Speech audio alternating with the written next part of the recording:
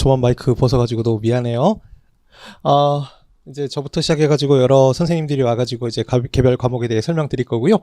저는 무역실무 관련해가지고 설명드리도록 하겠습니다. 반갑습니다. 저는 최재순 관사입니다. 설명해서 만나뵙게 돼서 너무 반갑고요. 무역실무에 대한 간단한 프리뷰를 15분 컷으로 꼭 해야 된다고 얘기를 해가지고 아주 빨리 진행하도록 할게요. 그리고 제가 하나 몰랐던 게 이 자료를 여러분들이 다 받으신 줄 알았어요. 근데 아니라고 하더라고. 예, 그래서 뒤에 계신 분들이 조금 잘 안 보이시겠지만 포인트 위주로 보면 되고요. 이 내용들은 참고로 이제 추후 강의하게 될 때 기본 강의에서 다른 강의에서 제가 추가적으로 또 설명드리는 내용이니까 너무 아쉬워하지 마시고 포인트만 보시면 좋겠습니다. 기본적으로 무역실무는 여러분들이 1차에서 공부하시는 무역영어랑 크게 다르지는 않습니다만 그 부분들을 손으로 써야 되고요. 다만 그 손으로 쓰기 위해서는 어느 정도의 이해가 필요합니다. 많이 보셨던 부분일 것 같은데요. 무역이 국내 거래랑 기본적으로 다른 것들을 제가 동그라미로 쭉 표현해 놓았고요. 그 중에서 가장 중요한 부분들은 위험성이었습니다. 이런 위험성이 있기 때문에 우리가 무역실무 공부를 하는 거였죠. 하나하나 보게 되면요. 첫 번째로 우리가 운송 중 멸신상의 위험이 있다 보니까는 무역영어 때도 공부하셨었죠. 뭐 운송계약이라든가 보험계약이라든가 이런 파트들을 공부했었고요. 커머셜 리스크가 있죠. 그러다 보니까 수출입상의 그런 계약이라든가 결제라든가 이런 부분들을 공부하곤 하고요. 현재 러시아랑 우크라이나랑 전쟁하고 있는 또는 들어보셨는지 모르겠지만 요 며칠 전에 SVB 뱅크라고 하는 미국에 있는 꽤 규모 있는 은행이 파산했거든요. 그런 우리가 미처 예상치 못하는 리스크가 있고요. 환율 변동도 고려해야 됩니다. 지금 현재 1320원인데요. 작년 하반기에 1450원까지 갔었고요. 원래 우리나라에 좀 괜찮다 싶은 환율은 1000원에서 1200원 사이거든요. 즉 고혈압 상태예요. 지금이. 이런 위험들도 있고요. 뭐 여러 가지 위험들이 있습니다. 이런 부분들을 안전하게 헤쳐나가기 위해 가지고 우리가 무역 실무라고 하는 과목들이 누가 만든 게 아니라 여기저기서 관습적으로 모인 것들, 그것들을 이제 집재성해 놓았고요. 그런 부분들을 어느 정도의 구성력을 갖추기 위해 가지고 국제 규칙이나 국제 협약이라고 하는 걸 만든 거죠. 어느 책이나 마찬가지인데요. 무역실무는 보통 이렇게 10가지 정도의 장으로 구성됩니다. 이거는 제 책의 장이고요. 저 같은 경우에는 무역계약을 성립, 이행, 종료 3가지로 크게 나눕니다. 시험 기준으로 말씀드려 볼까요? 시험 기준으로 대략 한 40에서 45%, 50에서 55%, 5% 나옵니다. 즉 3개의 티어로 되어 있지만 3가지가 모두 다 이제 동일하다는 건 아니고요. 즉 무역계약의 성립과 이행에 압도적으로 몰려 있습니다. 무역계약의 성립에 총 4가지 단원이고요. 여러분들 무역영어 책에서 공부하셨던 거랑 뭐 단원적으로 크게 다르진 않습니다. 무역과 관련된 실무 이론들에 대해서 공부할 거고요. 그 다음에 너무나도 중요한 인코텀스랑 CISG는 별도로 띄어가지고 집중적으로 공부하시게 될 것이고, 뒤에도 설명드리겠지만 인코텀스와 CISG의 공부의 완성도는 생각보다 많이 높아야 됩니다. 그쵸? 네, 이해하실 것 같고요. 암기가 필요하다는 뜻입니다. 자, 무역계약의 이행에서는 저는 이제 제 책 기준이라서 결제, 운송, 보험, 아까 언급했던 운송 중 위험들 또는 뭐 커머셜 리스크, 비상 위험 이런 것들을 커버하기 위해서 만들어져 있고요. 신용장과 관련해 가지고는 뭐 중요함을 다 알고 계실 겁니다. 참고로 우리나라의 전체 무역 결제 비중에서 신용장이 차지하는 비중이 몇 %나 될 것 같아요? 3개 단원에서 2개 정도 되니까 대략 한 60% 되려나? 전혀 아니고요. 현재 기준으로 우리나라의 그 신용장 사용 비중은 전체 대비해서 20%밖에 안 됩니다. 즉 10번 중에 2번만 써요. 근데 왜 이렇게 많이 배워요? 다른 결제 방식 TT라고 하는 여러분들 아마 들어보셨을 텐데요. 텔레그래픽 트랜스퍼 TT 방식이 전체 결제에서 사용되는 비중이 대략 70%에 가깝거든요. 안 중요해. 왜냐하면 TT는 그렇게 중요한 내용들이 없어요. 여러분들 알고 계시는 그 내용이거든. 신용장은 중요합니다. 네. 그리고 제가 약간 통계를 조금 비틀어서 말씀드렸는데요. 전체 무역 결제 비중에서는 신용장이 낮은데요. 뭐 조금 비틀어가지고 첫 번 거래에서는 무역 거래를 처음 하는 사람들은 그럼 과연 뭘 많이 쓰나? 그런 경우에는 여전히 신용장의 사용 비중이 높습니다. 네. 신용장이라고 하는 거 다들 알다시피 수출입상의 그런 커머셜 리스크를 은행이 일정 부분 보장해주는 거래이죠. 그러다 보니까 일정 부분 가치가 있다고 보고요. 또한 여러분들 아마 들어보셨을 UCP라고 하는 굉장히 중요한 국제규칙도 함께 공부하시게 됩니다. 운송보험이고요. 이건 뒤에 가서 조금 더 설명드리도록 할게요. 요까지가 이제 거의 메인 이벤트라고 보시면 될 것 같고, 나머지 5%를 차지하는 것들이 무역계약의 종류이고요. 여러분들이 지금 하나 외워가셨네요. 무역 실무는 총 10개 장으로 구성되고 무역계약의 성립과 이행이 중요하다. 자, 국제규칙입니다. 더 많은데요. 그 중에서도 여러분들이 얘네들은 아주 잘 기억하셔야 될 것 같아가지고 가지고 왔습니다. 이게 이를 달 만한 내용들이 없을 정도로 너무 중요하죠. CISG랑 인코텀스고요. 무역계약의 성립에서의 가장 핵심적인 국제규칙이자 협약입니다. 국제규칙과 협약의 차이를 알고 계십니까? 협약이라고 하는 것들은요, 우리나라 국회에서의 비준이 필요합니다. 즉, 입법부의 비준을 통해 가지고 외교부에서 그러한 부분들을 이제 공식으로 기탁해서 국가가 가입하는 거가 이제 협약이고요. 국제규칙이라고 하는 것들은 그냥 유저들이 알아서 사용하면 됩니다. 즉, 제가 매매 계약을 하게 되면서 그냥 중거 문헌으로 집어넣으면 된다는 뜻이죠. 그래서 국제규칙과 협약이라고 하는 것들은 서로 구분의 가치가 조금 존재합니다. 규칙과 협약이 만약에 중첩된다고 하게 되면 뭐가 우선일 것 같아요? 국가가 가입하는 협약? 아니면 개인이 사용하는 규칙? 스테이터스로 봤을 때는 협약일 것 같지만 실제로는 국제규칙이 우선합니다. 왜냐하면 우리 무역계약에서는 굉장히 중요한 당사자 자치 원칙이라고 하는 것들이 있어서요. 어지간한 강행법규가 아니면 가급적이면 당사자가 합의한 규칙이 우선합니다. 즉, 둘 간에 만약에 컴플레이가 발생된다고 하게 되면 인코텀스가 우선한다는 거. 자, 신용장과 관련된 통행규칙 아까 언급해드렸고요. 총 39개 조항으로 구성되어 있는데 이것만으로 커버가 안 되다 보니까 이 신용장 통행규칙의 리스테이트먼트라고 볼 수 있는 ISBP, 국제표준은행 관습, URR725, 은행 간 대금 상환 통행규칙이라고 하는 것들이 마련되어 있고요. 다만 중요도로 따졌을 때에는 UCP가 압도적이고 ISBP나 URR까지 보실 필요는 별로 없기는 합니다. 시험 문제 안 나오거든요. 자, 무역 운송과 관련해가지고는 운송 매체별로 좀 구분해 놓았는데요. 시험 문제에서 지금껏 많이 다뤄졌던 헤이그 비스비, 몬트리올 협약 이런 부분들까지도 요새는 많이 챙겨야 되는 추세로 바뀌었습니다. 최근 문제의 트렌드를 조금 보셨는지 모르겠지만 너무나 지엽적입니다. 너무나 지엽적입니다. 객관식일까 싶을 정도로 지엽적이기 때문에 잘 챙겨야 되고요. 저희도 강의에서 엄청 많이 보완하고 있습니다. 보험과 관련해가지고 왜 영국의 법을 보나 싶기는 하겠지만 그만큼 중요한 위치를 가지는 영국 해상보험법, ICC, 그리고 중재와 관련해서는 뉴욕협약, ICC 중재규칙 이 정도가 여러분들이 본격적으로 공부하셔야 되는 앞에서의 내용과 뒤에 있는 내용들을 포괄하는 내용일 것 같아요. 이게 무역 실무의 거의 전부라고 보셔도 될 것 같습니다.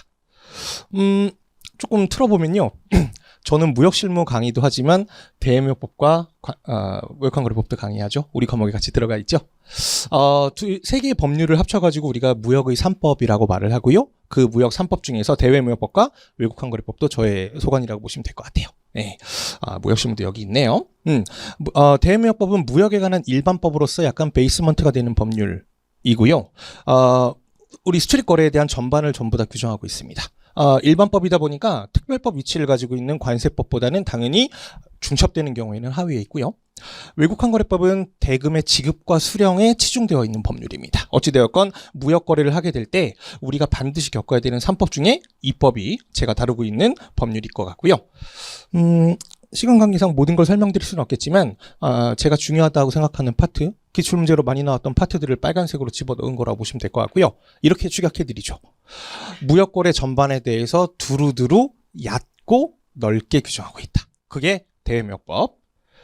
외국환거래법은 그 중에서 우리가 외국으로 외화로 지급하거나 외화로 수령하는 것들에 대해서 규제하거나 규정하거나 이러한 부분들이 외국환거래법이다. 이 정도로 정리하고요. 참고로 무역실무를 공부하시는 분들이 가장 어려워하는 것들이 대외가 아니라 외국환거래법입니다. 네. 암기하는 부분에서 조금 어려움이 있다 보니까 그런 부분들에 대해서 많이 어려워하시는데요. 차라리 요새는 좀 낫습니다. 내용을 조금 톤 다운 시켜서 공부해도 될 정도로 오히려 객관식처럼 시험 문제가 나오면서 대외무역법과 외국환거래법이 많이 쉬워졌거든요. 여러분들이 충분히 다가갈 수 있는 수준이라고 생각해요.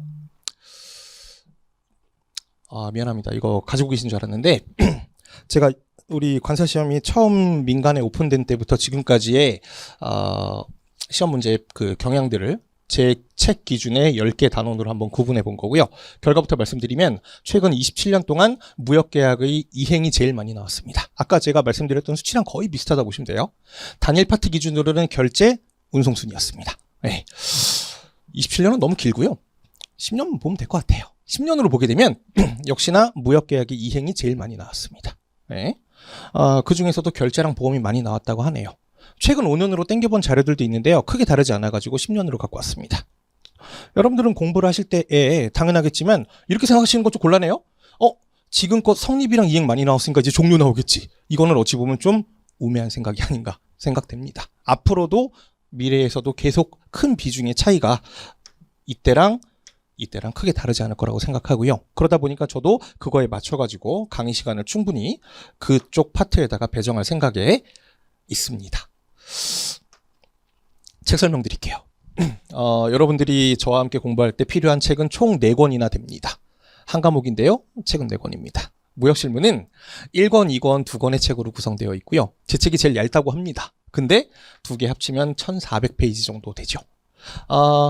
너무 길다 보니까 요약하는 책이 있고요. 목차만 따로 되어 있는 그런 책까지 있고요. 그 다음에 아까 언급했던 대외면법과 외국항거래법까지 모두 하게 되면, 그리고 제가 책은 조금 얇지만 강의 자료가 좀 많이 나가거든요. 모의고사 자료를 뺀 핸드아웃 자료까지 하게 되면은 대략 2910페이지가 여러분들의 먹잇감이라고 보시면 되고요. 이것들을 잘 요리하시면 되는데, 이렇게 생각하진 않길 바랄게요. 이거 2910페이지만 외우면 되는 거야? 되는데요. 못 외워요. 그러니까 안 되는 걸 되게 하려고 하지 말아요. 네.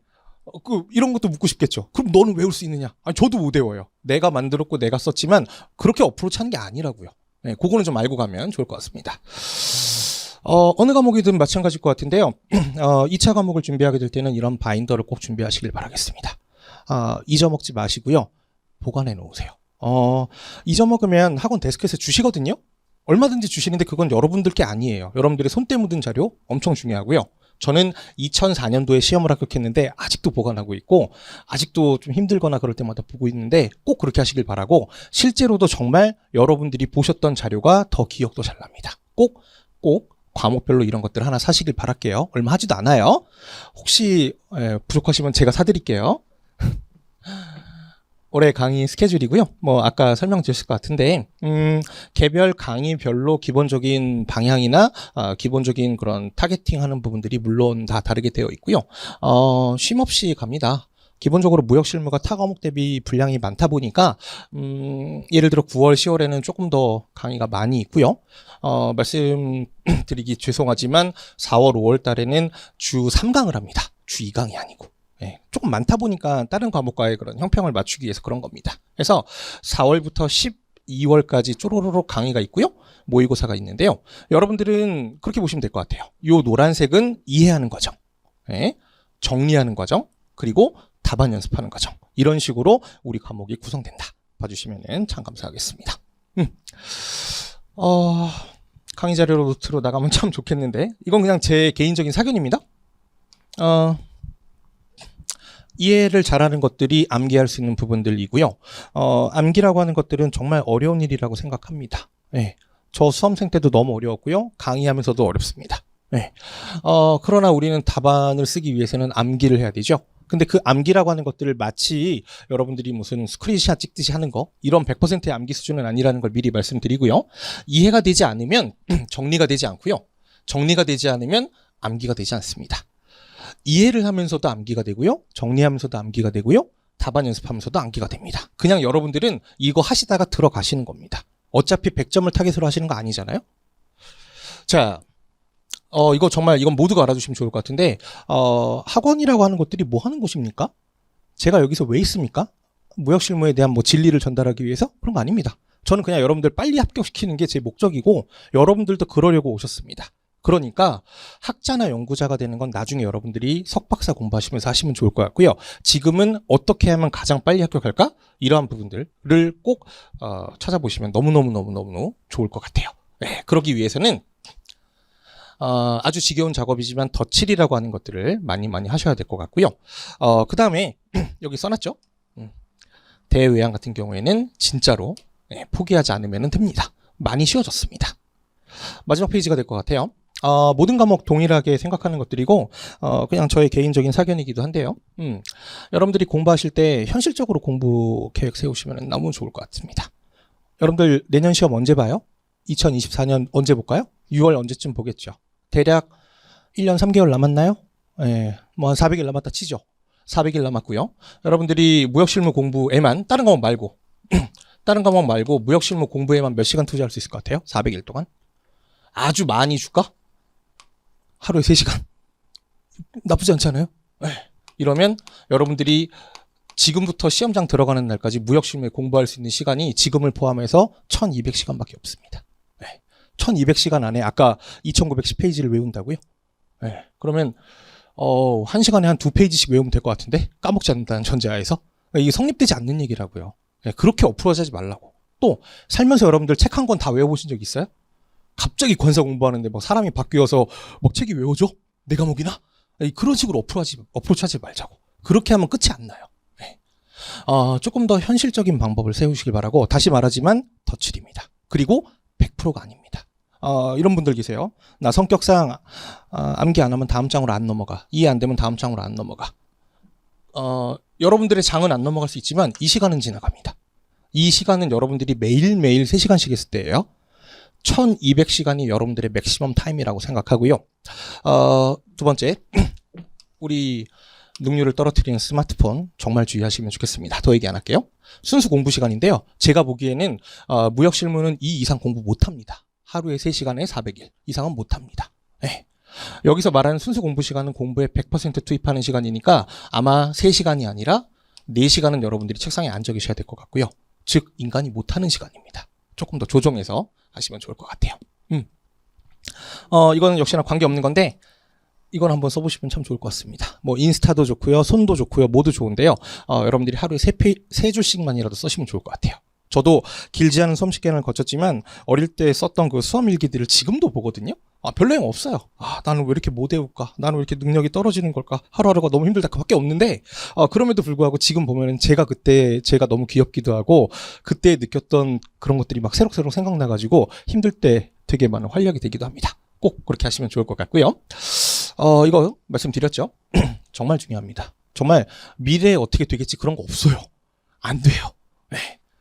지금 여러분들보다 1년 먼저 공부한 친구들이 모의고사 보면서 열심히 하고 있죠? 생각만큼 잘 안 돼요. 그러니까 생각만큼 잘 안 된다는 걸 연지한 상태에서 공부를 하기 바랄게요. 대부분의 친구들은 처음에 4, 5, 6월달, 7월, 8월달까지만 하더라도 엄청나게 의욕이 높고요. 다만 언젠가부터 현실을 자각하게 되고 언젠가부터는 슬럼프에 빠집니다. 앞에 달력이 있다가 한번 가정해 주시고요. 11월, 12월이 되면은 셀프 슬럼프에 빠지거든요. 그래서 굉장히 많은 친구들이 12월, 12월에 알아서 드랍합니다. 또한 2월 달이 되면 또 굉장히 많은 친구들이 알아서 드랍합니다. 왜? 부모님이 그만두라고 한 거 아니야. 본인이 그만둬요. 왜냐하면 너무 급발진하다가 지친 경우도 있고요. 이렇게 하면 될 줄 알았는데 안 되는 경우들도 있어요. 네. 여러분들은 여러분들이 잘하시잖아요. 어떻게 공부해라라고 하는 건 중요치 않아. 여러분들이 제일 잘하시니까 여러분들에 맞게 하시길 바랄게요. 지금까지 여러분들한테 많이 속아왔잖아요. 아닌가? 나는 많이 속았는데. 네. 제일 중요한 거 건강입니다. 400일이라고 하는 장기 레이스 거치셔야 되고요. 반드시 400일 안에 합격해야 됩니다. 이 400일이 765일이 되거나 1400일이 되거나 이런 일은 없어야 되겠죠. 그러려면 물론 이 3시간 또는 4시간이라고 하는 시간들도 중요하지만 여러분들 건강이라고 하는 것들이 깨어져 버리면 안 되거든요. 투자하시길 바랄게요. 헬스장을 가시든 동네를 뛰시든 무언가 여러분들의 루틴을 만들어서 가시길 바랄게요. 그런 부분들이 여러분들의 합격 시간들을 땡겨줄 거라고 저는 생각합니다. 왜냐하면 몸이 건강치 않아 버리면 공부가 안 되거든요. 그거 꼭 하나 기억해 주시면 좋겠습니다. 조금 많은 내용이었는데 급히 설명드리다 보니까 좀 부족함이 있었고요. 나중에 이제 저와 함께 공부할 분들은 제가 이제 잘 준비를 해서 아까 말했던 400일 안에 합격할 수 있도록 많이 노력하고요. 힘든 일도 많이 있을 텐데 오늘의 인연을 바탕으로 해서 언제든지 편할 때 저한테 연락 주시면 적어도 선배로서 여러분들한테 조언이 될 수 있는 좋은 말 함께 하도록 하고 힘든 일 있을 때 상담하면 되게 좋은 거 아시죠? 네, 꼭 함께 하길 바라겠습니다. 건강하시면 좋겠습니다. 감사합니다. 안녕하세요. 안녕하세요. 네. 1차 시험 보시느라고 고생 많이 하셨고, 그래요. 저는 FTA 관세무역연구원에서 관세법 강의하는 임예진입니다. 안녕하세요. 저 뒤에도 이제 설명을 해주실 관세사님들이 좀 많이 계셔가지고 저는 좀 빨리 요점만 여러분 너무 힘들죠? 요점만 간단하게 설명을 좀 드리도록 할게요. 자, 일단 저는 2차 관세법을 담당을 하고 있고요. 여러 가지 좀 여러 가지는 아니고 중점적인 것만 좀 설명을 드릴 거예요. 강의 커리큘럼하고. 사실 작년하고 가장 달라진 점은, 저 개인적으로 가장 달라진 점은 올해부터 저는 2차 강의에 집중을 할 겁니다. 사실 1차와 2차를 같이 강의를 하고 있었는데 저 자신도 너무 힘들고 양쪽에 다 미안하고, 그래서 올해부터는 이제 2차 강의만 전념을 할 거고요. 그래서 여러분들은 더 힘들 거예요.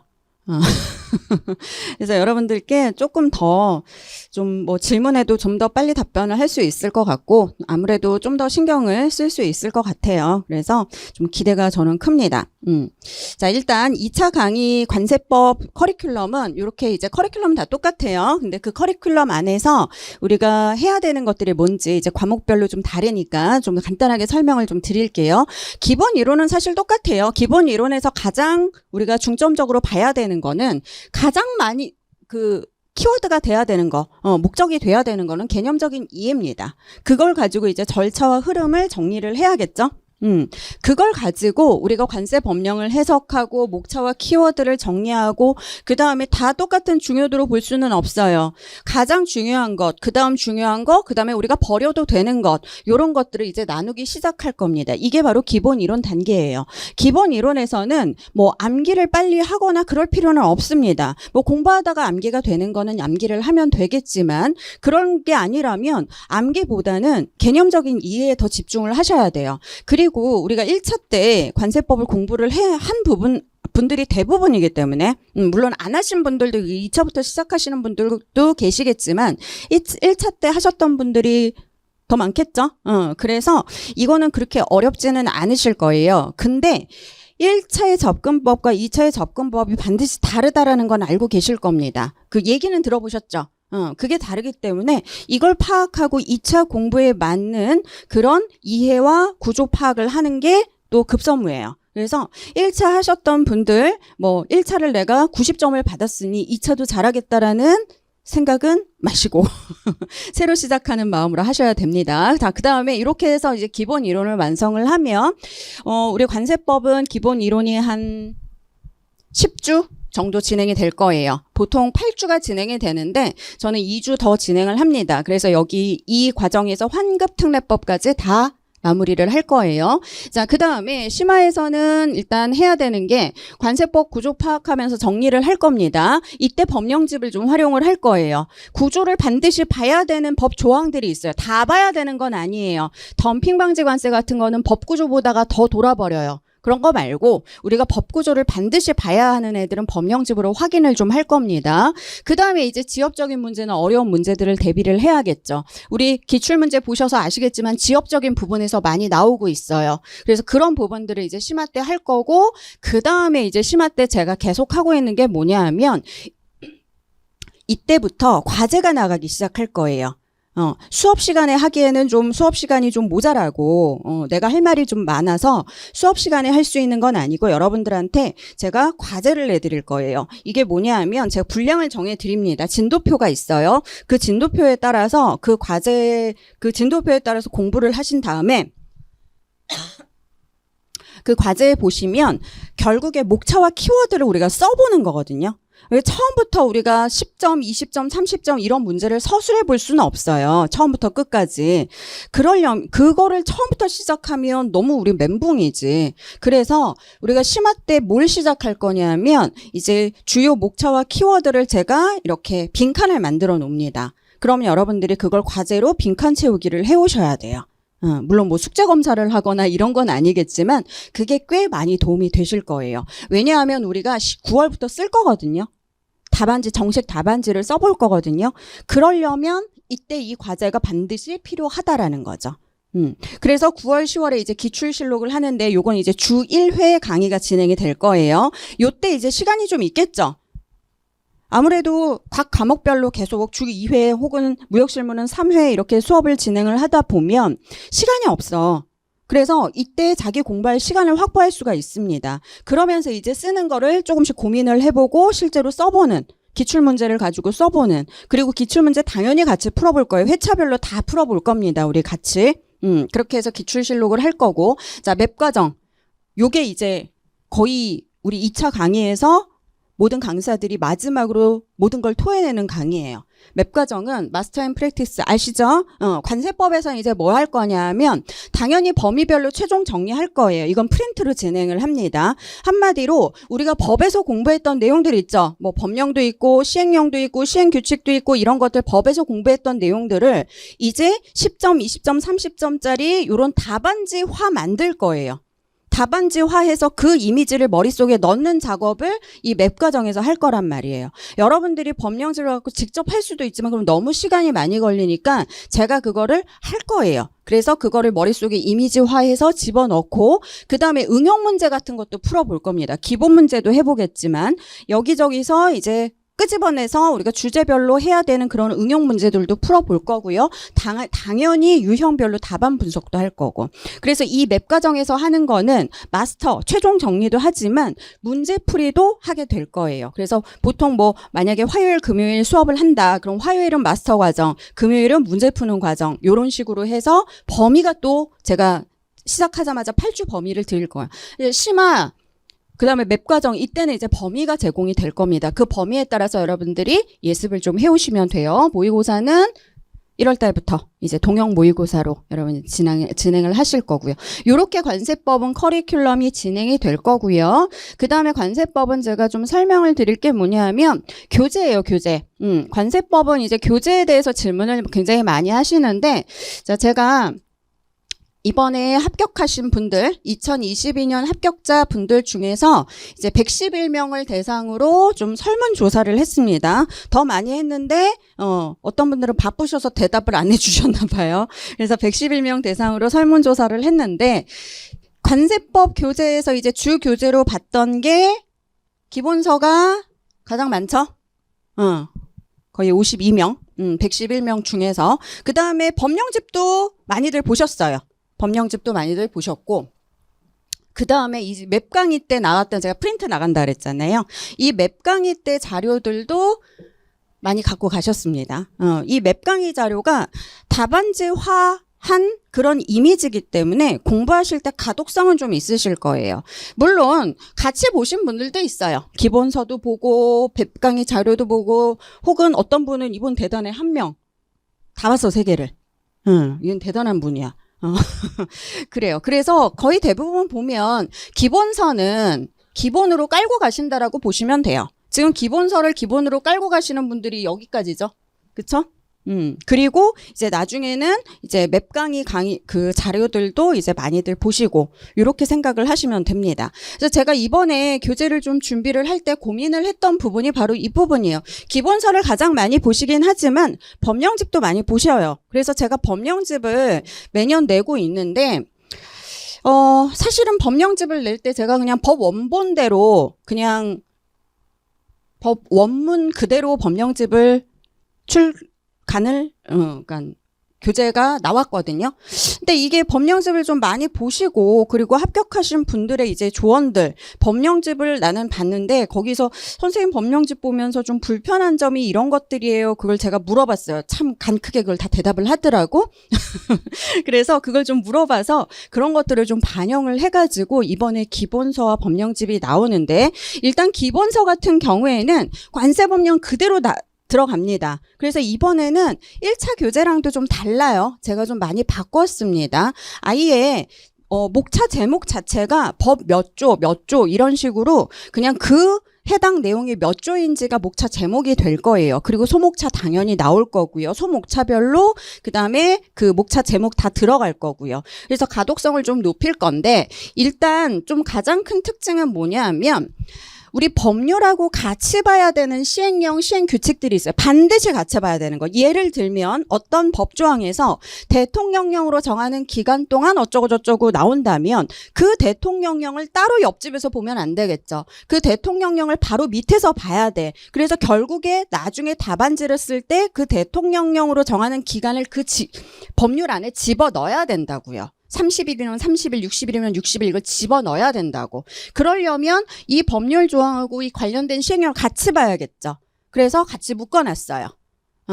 같이 묶어놨고, 그 다음에 좀 독립적인 시행령이나 시행 규칙들이 있습니다. 좀 독립성이 있는 그런 애들은 분리해서 배치를 합니다. 분리해서 배치를 하는데 관련 조항은 제가 별도로 표기를 했어요. 그렇게 해서 기본서를 진행을 할 거고요. 그 다음에 법령집이 또 나올 거예요. 법령집은 우리가 심화 과정 때 보기 시작할 건데, 이 기본서를 잘 해놓으면 법령집은 그냥 눈에 들어올 거예요.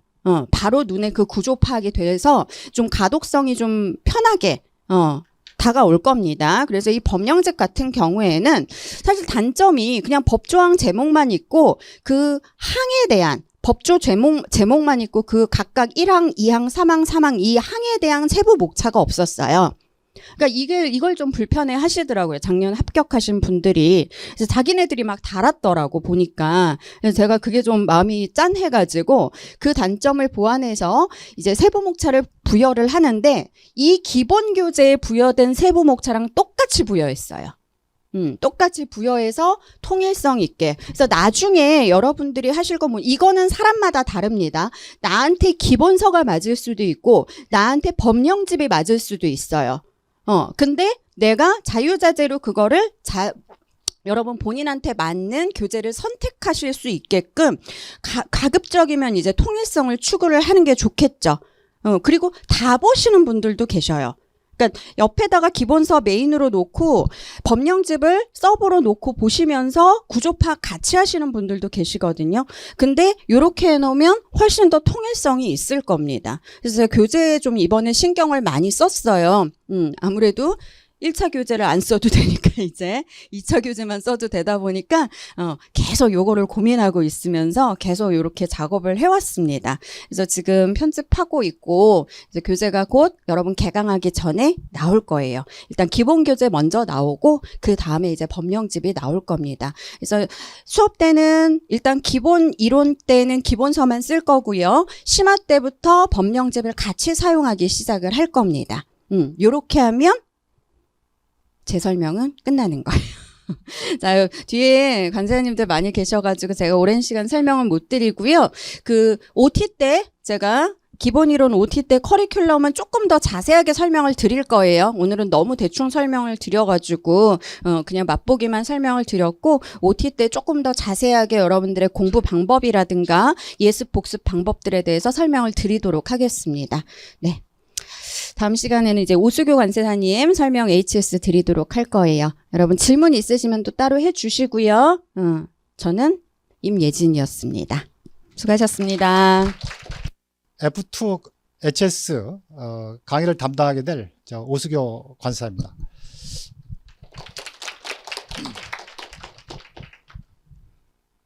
엄청 반갑네요. 뵈니까. 자, 이제 저를 뭐 가볍게 좀 소개를 드리면, 왜 오 교수한테 강의를 드려야 되느냐, 뭐 이런 얘기입니다. 이게 자기 이제 PR하는 거니까. 제가 이제 좀 시간은 지났지만은 저는 이제 관세청에서 한 32년 공무원 생활을 했었고요.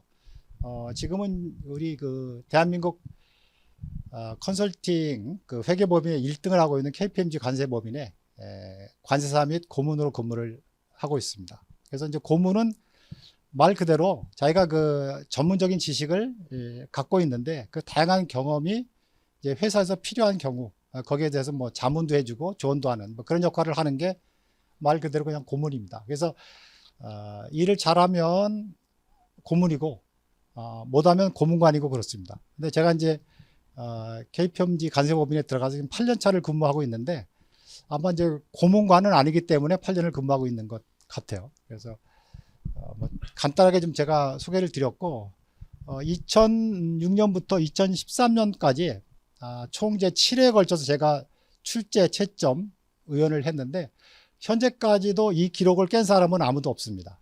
그래서 제가 이제 그 공무원할 때는 많이 이제 참여를 해가지고 누구보다도 이 문제가 어떻게 출제되고 채점이 되는지 그런 내용에 대해서는 이제 해박하게 잘 알고 있기 때문에 강의를 통해서도 그런 부분에 대해서 여러분들에게 말씀을 좀 이제 드릴 겁니다. 그리고 제가 이제 2014년에 그 이 학원으로 와가지고 이제 8년차 강의를 하고 있는데, 매년 상당히 그 높은 적중률을 보이고 있습니다. 제가 이제 그 강의 좀 잠깐 기다리면서 어떤 이제 작년 합격생이 그 채점을 하는 합격생이에요. 그래서 왔는데 잠깐 얘기했더니 그런 얘기를 하더라고요. 그 교수님께서 출제한 문제가 작년도에 제 강의를 들었는데 엄청나게 많은 도움이 됐다고 얘기를 하더라고요.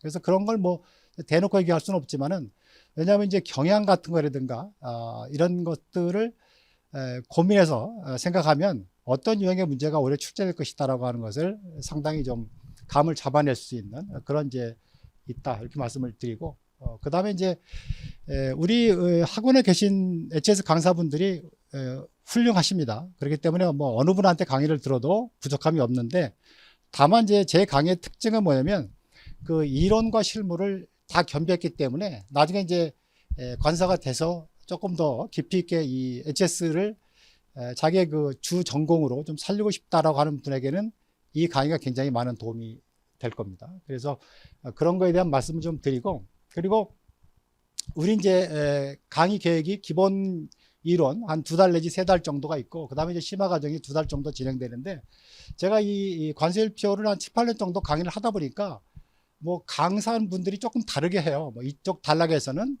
뭐 호의 분류체계만 공부를 하거나 또는 뭐 주하거나, 그 다음에 이제 그런 걸 같이 하고, 이쪽에서는 뭐 상품학을 강의하거나 이렇게 이제 하는데, 저는 그런 것보다는 한 번 할 때 그냥 다 관세일표 및 상품학을 몽땅 하는 게 낫겠다라고 해서 기본 과정은 우리 관세일표의 반을 잘라서 하고, 그 다음에 심화해서는 합니다. 그래서 제 강의를 만약에 그 듣는 분 중에 올해 이제 동차를 목적으로 6월 달에 내가 꼭 합격을 해야 되겠다라고 하시는 분은 제 강의를 들으시면 안 됩니다. 제 강의는 시험이 끝날 때까지 6월 말까지도 요 기본 이론에다가 조금 더 보태는 정도로 강의를 하기 때문에 일독을 못하게 되는 그런 문제가 있어요. 그래서 그거는 여러분들이 좀 그 이해를 해 주십사, 참고를 하십사라고 말씀을 드릴러 사실은 제가 왔습니다, 오늘. 그래서 강의는 이제 그렇게 진행을 한다는 거고, 그리고 강의를 통해서도 예상되는 문제를 상당히 많이 이제 얘기를 해줍니다. 별표 5개, 4개 뭐 이런 식으로 해서 얘기를 해주고, 그 다음에 이제 사실은 우리 보기도 좋은 떡이 먹기도 좋다고, 이 어떻게 답안을 작성하는 게 채점위원에게 눈에 딱 들어와가지고 점수를 받을 수 있는지, 그 기법이 굉장히 중요해요. 그래서 오늘도 내가 우리 그 합격생하고 얘기를 하니까, 당신이 그 시험 생활할 때하고 이 채점을 하면서 뭐가 달라진 게 있느냐 그랬더니 그 친구가 너무나 좋은 얘기를 하더라고요. 뭐냐면 내가 쓸 때는 잘 몰랐다는 겁니다. 그런데 내가 채점을 해보니 어떻게 작성을 해야 좋은 점수를 받을 수 있는지를 알겠다는 거예요. 채점위원을 해보니까. 그래서 저는 뭐 그런 것들을 굉장히 많이 해봤기 때문에 답안 작성을 어떻게 해야만 좋은 점수를 맞는지에 대한 그런 내용도 강의 중에 이야기를 합니다. 근데 이 강의의 단점이 뭐냐면, 내가 이제 수험 중에 다음 차시에 모의고사를 봅니다. 그러면 안 오는 친구들이 꽤 있어요. 그래서 그게 단점이긴 하지만, 그 모의고사에 충실히 응시해서 제가 이제 첨삭 지도를 하는 것을 여러분들이 강의를 듣게 되면 많은 도움이 될 것 같습니다. 그 다음에 이제 그 제 강의는 사실 이제 이 관세일표 상품학은 그 사실을 확인하는 겁니다. 이 상품이 어떻게 구성되어 있고 어떤 기능을 하는지에 대한 그 사실을 확인한 다음에 이 법령을 적용하는 겁니다. 그래서 제 강의는 이 기본 심화가 다 이 PPT로 진행이 됩니다. 그래서 관세일표에 가장 적합한 형태로 적용을 해요. 그래서 이런 규정이 있으면 트랙터의 정의 규정입니다. 그러면 트랙터가 뭐 하는 거다? 만약에 이런 호환성 장치가 있었을 때 그것을 어떻게 분류한다고 하는 것을 규정뿐만 아니라 이 그림을 통해서 보여주는, 즉 시각을 통해서 여러분들에게 이해를 주는 그런 좀 특화된 강의를 한다라고 하는 게 제 강의가 갖고 있는 기본적인 특징이다, 이렇게 이해를 하시면 될 것 같습니다. 그래서 다음 그 강의 때 한번 만나 뵙기를 기대하면서 제 설명은 이것으로 끝내도록 하겠습니다. 약간 좀 버벅거렸는데 그 점은 이해하십시오. 혹시 뭐 질문사항 있으신가요? 예, 없으면 저는 물러가도록 하겠습니다. 고맙습니다. 여러분들 아주 그냥 눈빛하고 에너지가 좋습니다. 우리 끝나고 추첨하죠. 그것 때문에 이렇게 에너지가 좋은 건 아니죠. 지적인 호기심 때문에 그런 거죠.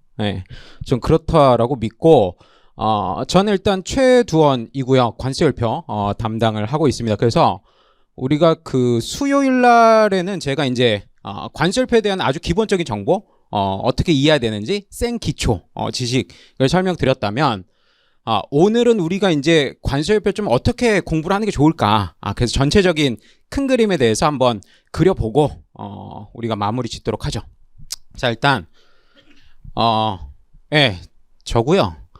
2010년도 합격했으니까 우리 그 제 동기가 이제 용대 쌤하고 그다음에 재한 쌤이 제 이제 관세사 동기죠. 한 13년, 14년 정도 했습니다. 시간 진짜 빨리 가죠.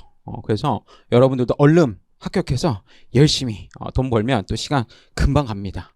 그래서 여러분들께서도 이 세월의 모진 풍파를 피하지 마시고 정통으로 맞으셔야지 쑥쑥 커서 훌륭한 관사가 된다라는 거고, 저도 뭐 여러분들 못지않게 살벌하게 공부합니다. 그래서 저도 이제 신촌에 있는 학교에서 박사 과정을 밟고 있고, 그 다음에 이제 대학교에서도 국제통상학과 교수로 열심히 활동을 하고 있죠. 그래서 여러분들께서 보시는 이 커리어가 사실은 뭐 아주 일반적이진 않죠. 그러니까 대부분 이제 관세법인이나 관세사무소들을 이제 합격하시고 가시는데, 저 같은 경우에는 이제 회계법인에서 좀 오랫동안 일하다가 그 다음에 이제 FTA 센터 갔다가 지금 이제 관세법인에서 일을 하고 있으니까 여러분들께서도 이제 공부하다가 보면 이게 또 버틸 힘이 뭐가 또 우리를 버티게 하냐면 관세사 되고 나면 어떨까? 되고 나면. 물론 지금은 이제 되기 위해서 열심히 노력하고 있는 중이지만 되고 나면 어떤 그 인생이 펼쳐질까? 그러니까 그런 것들을 이제 상상하고 이제 즐거워하는 게 또 낙이란 말이에요, 수험생들의. 그래서 제가 그래도 나름대로 꽤 다양한 그 스펙트럼의 일들을 많이 했었기 때문에 여러분들께서 좀 공부하다가 내 미래가 어떻게 될지 너무 내 팔자가 어떻게 될지 관세가 되고 나서 궁금하다. 그러면 여러분들께서 물어봐 주세요. 제가 안 해본 게 뭐 없이 다 있기 때문에 여러분들한테 항상 제가 조언을 해줄 수 있을 것 같아요. 자, 그러면 뭐 저에 대한 설명은 다 드렸고, 자, 이게 전체 학원 커리큘럼 일정이기도 하지만 관세율표의 전체 일정이기도 해요. 그래서 보면 지금 첫 번째, 두 번째, 세 번째, 네 번째로 제가 쪼개는 놨는데 얘네가 사실은 한 몸뚱아리나 마찬가지예요. 그래서 우리가 이걸 최대한 성실하게 제일 잘 버티는 게 합격으로 가는 사실은 제일 빠르고 정확한 길이에요. 그래서 저는 뭐 기능적인 뭐 테크닉한 측면에서 관세율표를 바라보기보다는 모든 과목들이 마찬가지겠지만 사실은 우리 시험은 존버하는 게 되게 중요해요. 뭐 존버 제가 풀어가지고 설명 안 해도 되죠. 매우 버티다, 가열차게 버티다, 무지하게 버티다, 있는 힘껏 버티다. 제가 그래도 강사인데 존버의 존의 원문을 얘기할 수는 없잖아요, 여기서. 그래서 존버 잘 하는 게 되게 중요해요. 그래서 여러분들께서도 끝까지 버티시되 이 커리큘럼을 잘 돌리는 게 되게 중요해요. 그래서 기본반 하고 심화반을 통해서 여러분들께서 관세율표를 이해하기 위한 기초적인 지식들, 기초 체력에 해당되는 거죠. 그래서 기본반하고 우리가 심화반을 통해서 관세율표에 대한 이제 기초 지식, 우리가 말하는 이제 기초 지식들이 통칙, 뭐 호의 용어, 그 다음에 부주, 류주, 그 다음에 뭐 소호주, 국내주, 그 다음에 뭐 임의주, 자, 그 다음에 HS 해설서. 요게 이제 여러분들 답안에 들어가야 될, 지금 분류 규정들인 거잖아요. 그래서 저 규정들에 대한 기초지식이 또, 짱짱해야지 여러분들께서도 이제 이 지식을 가지고 응용할 수 있단 말이죠. 그래서 우리가, 항상 제가 얘기하는데, 용기는 중요합니다. 용기가 있어야 돼요. 근데 매사 모든 일들을 깡따구로만 하려고 하면 안 돼요. 실력이 있고 거기에 용기가 있어야지. 용기만 있으면 그 답안지가 엉망진창이란 말이야. 우린 창작하는 게 아니에요. 우리는 정확히 써야 될 답안, 분류 규정들을 여러분들께서 일목요연하게 머릿속에 잘 기초 지식으로 삼고 있다가 자, 이걸 응용력을 발휘해서 잘 써서 그럴싸한 여러분들께서 답안들을 이제 만들어내는 게 우리의 최종 목표이기 때문에 자, 그래서 첫 번째, 두 번째 그 기본반, 심화반을 통해서 관세율표에 대한 기초 지식을 기른다. 그리고 또 2차라고 하는 시험이 참 이게 또 무섭기도 하고 약간 좀 매정해요. 그러니까 1차는 여러분들 내가 몰라요. 모르면 어떻게 하면 돼요? 찍으면 돼. 그 오지선다 안에 답이 있잖아요. 그러니까 몰라도 찍을 수 있어. 근데 2차는 어때요? 너무 무서워. 백지 하나 주고 이거 채워보래. 메롱 뭐 이렇게 그죠? 채워보시지롱 뭐 이거잖아요. 그래서 이걸 찍을 수도 없는 거야. 지금 뭐냐면 여러분들께서 열심히 자 이 기초반 때 심화반 때 열심히 공부했다 손 치더라도 세 번째를 못 넘어가고 무너지는 수험생들이 너무 많아요. 결국 써야 되는 거니까. 그래서 쓰기 위한 과정이 우리 뭐 맵 과정도 있고 기출실록 과정도 있으니까 자 그 커리큘럼을 통해서 이제 내가 아는 지식들을 백지에다가 쓸 수 있어야 되겠죠. 이게 준비가 되면 이제 여러분들께서 네 번째 단계인 모의고사를 볼 수 있는 수준이 되는 것이고 모의고사 때도 잘 중껑마를 지니고 존버하면 이제 합격하는 거죠. 그래서 매우 간단해요. 물론 여러분들이 여정이 녹록지 않을 겁니다. 뭐 그렇게 쉽게 합격할 거면 여러분들께서 이렇게 애써가면서 오프라인에 이렇게 등장할 필요 없잖아요. 쉽지 않을 겁니다. 근데 또 못할 것도 아니에요. 왜? 아니 사람이 문제 내고 사람이 푸는데 왜 못해? 하지. 당연히 해요. 그러니까 여러분들께서 잘 존버하시면 되고 그 다음에 또 제가 드리고 싶은 말씀이 뭐냐면 제가 그 질문들을 엄청 많이 받을 거 아니에요. 그러니까 맨날 그 질문들 중에서 제일 많이 받는 질문이 관사님 어디가 중요해요? 이걸 물어보는 거예요. 그거 왜 물어볼까요? 내가 거꾸로 물어볼게. 도대체 그걸 왜 물어봐요? 나한테 계속 내가 작년에도 한 1000번 들은 것 같아. 1000번. 어디가 중요해요? 그 말이 즉슨 안 중요한 건 공부 안 하겠다라는 건가? 그런 깍쟁이 같은 마음은 약간 좀 곤란한데 우리 시험에서는. 그러니까 우리 시험에서는 빵꾸가 나면 안 돼요. 빵꾸가. 그러니까 아예 제껴버리는 건 안 되는 거예요. 그러니까 그게 이제 우리 과목의 위험 관리인 거기 때문에 내가 조금 모르고 어려운 부분이 있더라도 최소한 정도로는 챙겨야지 막 이것도 보기 싫어 저것도 보기 싫어 그래서 다 제끼잖아요.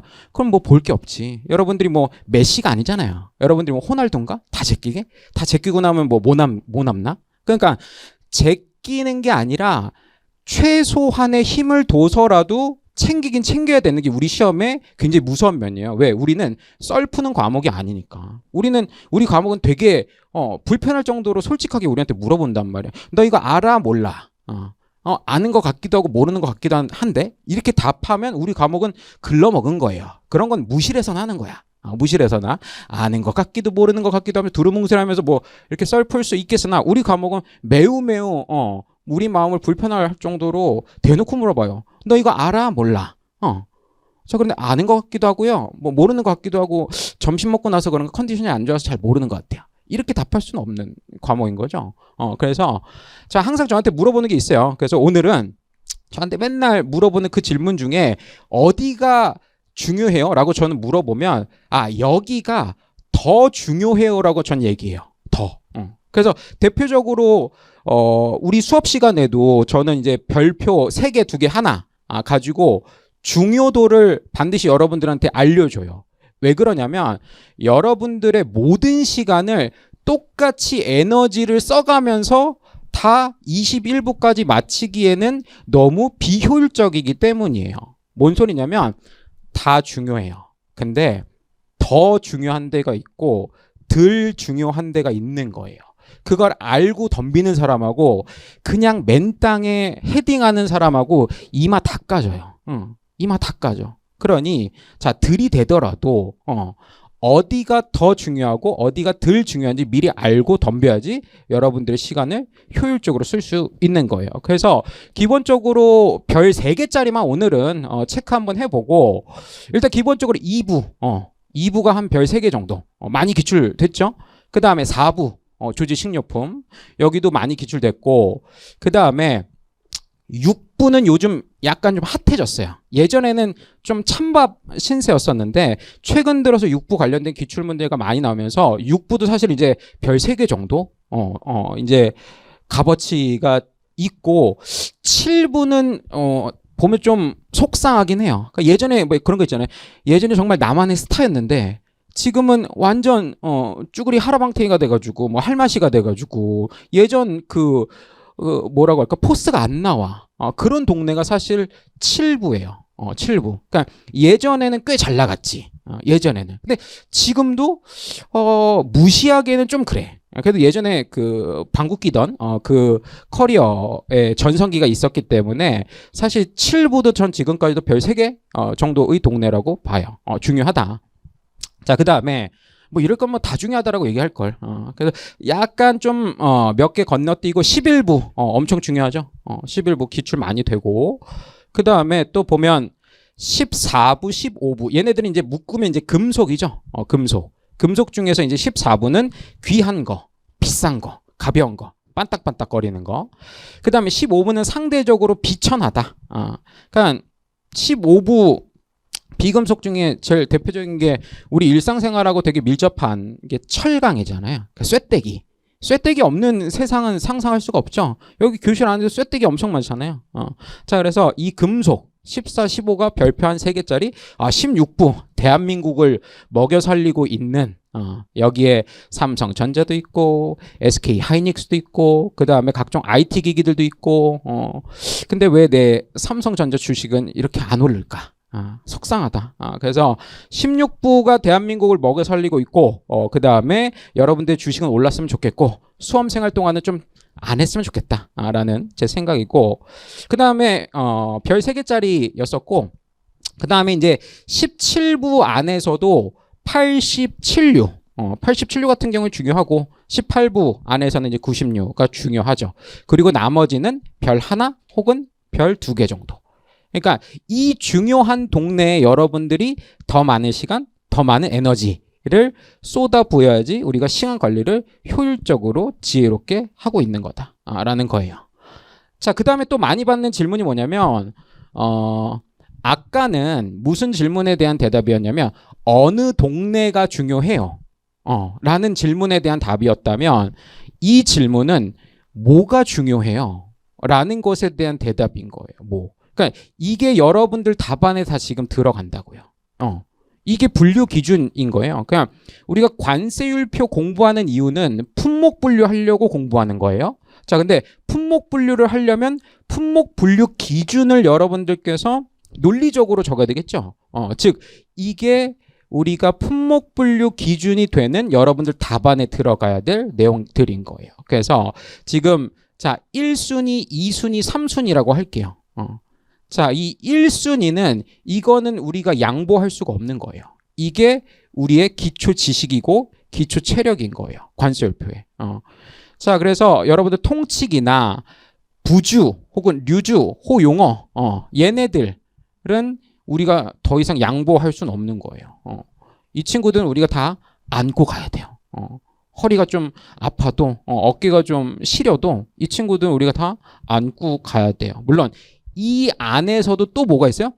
더 중요한 친구가 있고 덜 중요한 친구가 있겠죠. 그러니까 그런 것들은 이제 저랑 수업 시간에 정리할 것들은 좀 정리하고 쳐낼 것들은 좀 쳐내는 그래서 여러분들께서 이제 떠먹기 편하게 그래야지 이제 소화가 잘 되니까 그래서 제가 그런 식으로 이제 우리 기본반에서는 가장 중요한 친구들 위주로 이제 진행을 할 거고 그 다음에 심화반에서는 이제 2순위, 3순위 2순위, 3순위.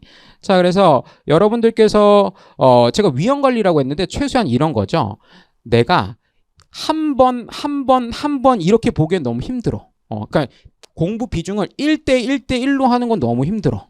그러면 적어도 내가 이 친구가 더 중요하니까 얘 3번 볼 때 얘 2번 보고 얘 1번 보고 알았어.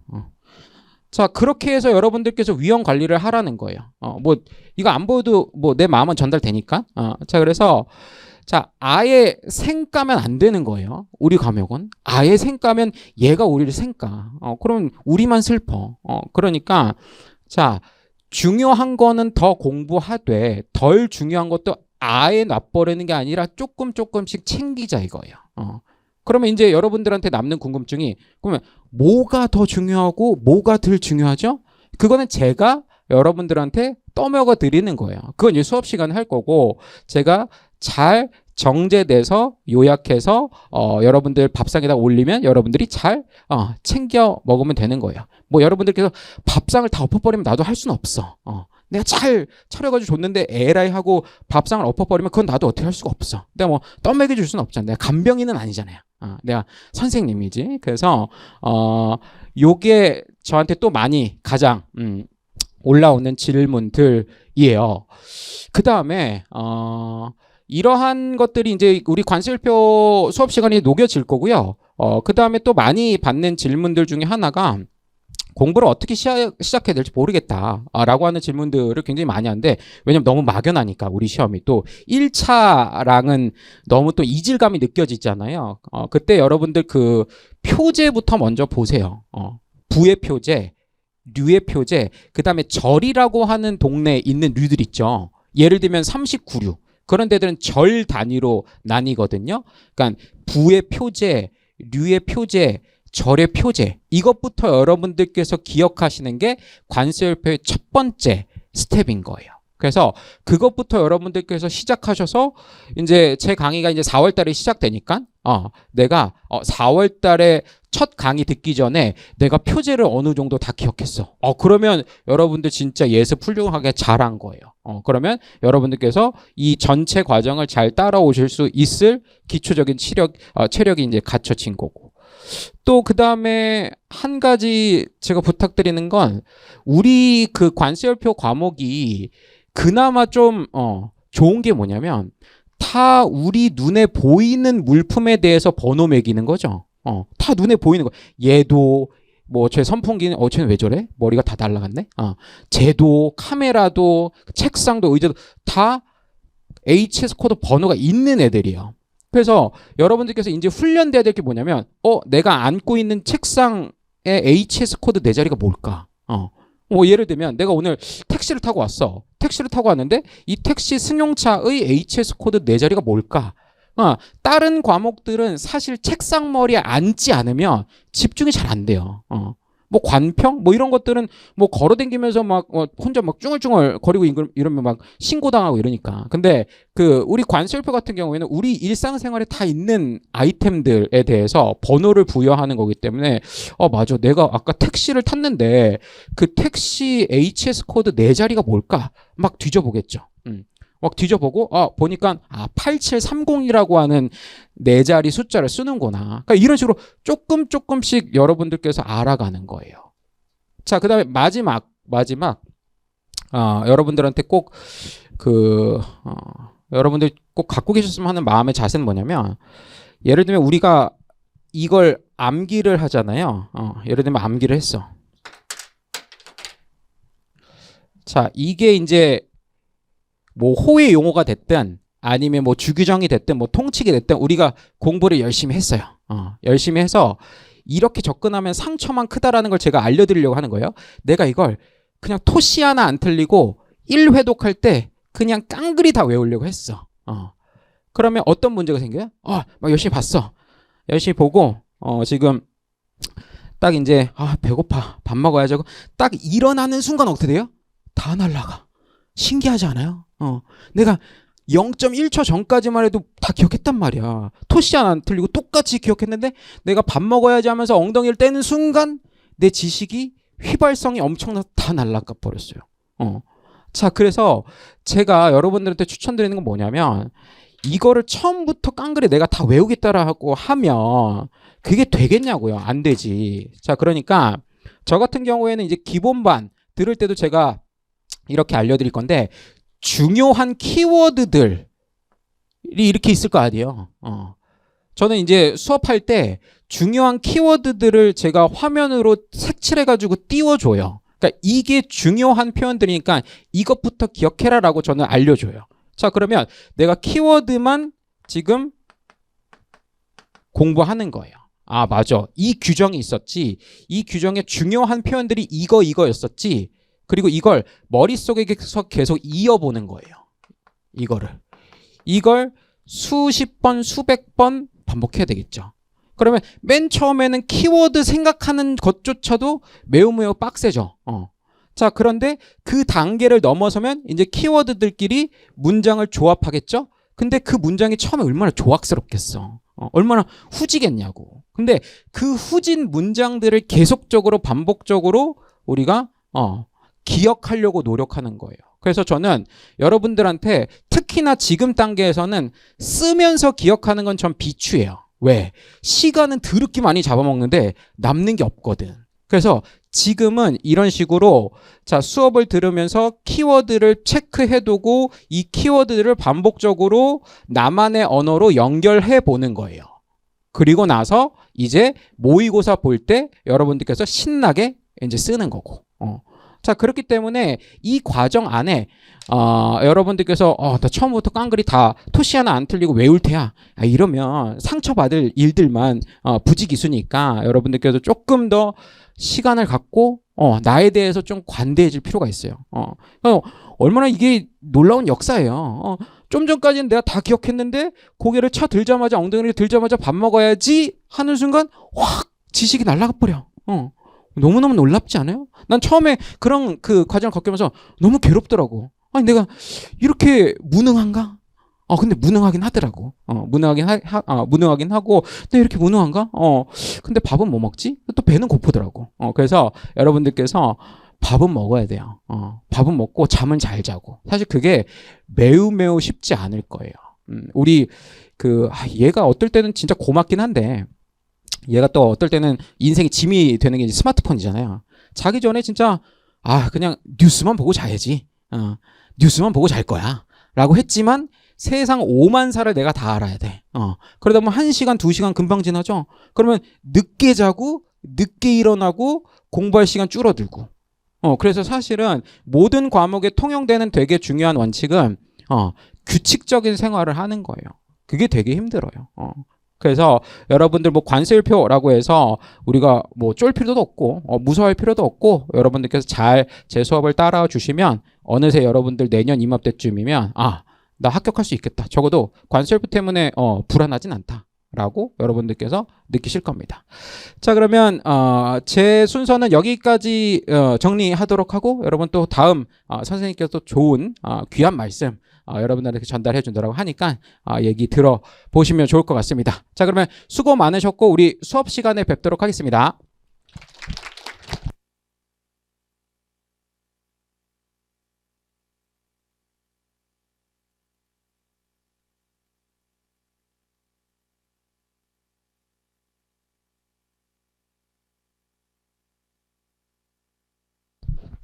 최동관에서 말 엄청 많죠. 조금 시간이 길어져서 잠깐 화장실 가실 분들은 자연스럽게 다녀오셔도 상관없습니다. 진행할게요. 밖에서 이렇게 안 끝나나 이러고 있었습니다. 예, 먼저 소개해드릴게요. 안녕하세요. 저는 FTA 관세무역학원에서 관세 평가 강의하고 있는 전용대 관세사라고 합니다. 저 뭐 아시는 분들도 계실 것 같고 또 이제 1차, 2차 처음 공부하시는 분들은 또 혹시 잘 모르시는 분 있을까봐 간단하게 좀 설명드리면 저는 2010년도에 관세 합격을 했고 저는 그 시험 합격하자마자 보통 관세 법인에서 수습하잖아요. 근데 저는 그 3일 회계법인에서 입사해서 거기서 한 10년 동안 수습부터 한 10년 정도 근무를 했습니다. 그래서 회계법인에 있으면서 관세 평가 업무만 했었어요. 그래서 거기 이제 관세 평가 업무들이 굉장히 많기 때문에 거기서 관세 평가 업무 하면서 뭐 자연스럽게 뭐 당연히 공부도 했을 거고 뭐 이렇게 일을 많이 했었고 지금은 이제 그 관세 법인 선율에 조인해서 거기서 이제 관세사로 근무를 하고 있고요. 학원은 2015년도부터 쭉 강의를 했어요. 2015년도부터 강의를 했으면 아마도 여러분들이 관세사가 뭔지도 모를 때부터 여기서 계속 강의를 했었던 것 같고 그죠? 그래서 계속 관세 평가만 전문으로 강의했기 때문에 아마도 이제 여러분들이 공부는 여러분들이 되게 열심히 하시겠지만 제가 이제 해드릴 수 있는 건 어떻게 방향을 설정해서 어떻게 공부하시는 게 효율적인지 그런 부분들 좀 제가 가이드를 해드릴 거고 오늘도 좀 시간을 내서 오셨으니까 그런 부분 좀 간략하게 설명드리는 시간으로 준비하도록 하겠습니다. 자, 일단 제가 엊그저께인가 그 기초반 생기초반 특강 했는데 그거 오신 분들도 계시고 아니면 아직 못 들으신 분들은 기본반 들으시기 전에 그 인터넷에 무료로 배포하고 있거든요. 학원 사이트에. 거기 들어가셔서 기초반 강의가 있는데 그거 한 2시간 정도 분량인데 꼭 듣고 준비하시면 좋습니다. 그래서 꼭 그거 들으시면 좋고 무료로 다 공개돼 있으니까요. 그래서 거기서도 제가 이거 좀 자세하게 설명드려서 그 말씀 좀 드리고 일단 관세 평가 과목은 다른 과목이랑 조금 다른 점이 있어서 제가 요 말씀을 드리는 이유가 오늘 과목마다 선생님들 강사님들이 다 오셨잖아요. 그럼 여러분들이 꼭 캐치하셔야 되는 건 뭐냐면 관세사 2차 시험을 처음 공부하면 2차 시험 과목이 4과목이 있는데 4과목들마다 특성들이 다 있어요. 그래서 그걸 아시는 게 굉장히 중요합니다. 그걸 모르면 시행착오를 겪게 마련이에요. 그래서 뭐 예를 들면 어떤 과목은 어떤 문제가 출제돼서 어떻게 준비를 하는 게 좋냐 이런 걸 좀 알고 시작하시는 게 굉장히 좋고 관세 평가는 제가 그 말씀을 좀 드리려고 하는 건데 제가 일단 간단하게 비교를 해드리면 관세법이 1조부터 330조까지 있어서 그게 1교시 시험 범위잖아요. 근데 관세법은 그 중에서 30조부터 35조까지 몇 개 조항이에요? 6개 조항이네요. 그죠? 6가지 조항이 시험 범위입니다. 왜 6가지냐면 관세 평가 방법은 1방법, 2방법, 3방법, 4방법, 5방법, 6방법이 있거든요. 6가지잖아요. 그 6가지가 시험 범위입니다. 그래서 그거랑 관련된 하위 법령이 이렇게 출제가 돼요. 근데 관세법이랑 비교해서 관세 평가는 시험 범위가 굉장히 좁잖아요. 좁은 만큼 깊게 나옵니다. 그래서 제가 지금 여기다 표시해드린 것처럼 그냥 단순하게 뭔가 이렇게 암기하는 과목도 분명히 2차 시험 중에 있거든요. 그럼 암기하는 과목은 암기를 잘하는 게 공부 잘하는 방법인 거고 관세 평가는 보시다시피 암기할 게 그렇게 많지가 않아요. 그러면 그것만 물어보는 게 아니라 그걸 가지고 사례를 줍니다. 여기 사례가 제시된다고 했죠. 사례가 제시돼서 쟁점 파악하고 그다음에 그 사례에 대해서 이해하고 판단해서 그 근거까지 쓰는 거. 그게 관세 평가가 우리가 최종적으로 내년에 시험장 가서 해야 될 목표예요. 그러면 거기에 맞춰서 공부하는 게 당연히 효율적이겠죠. 그래서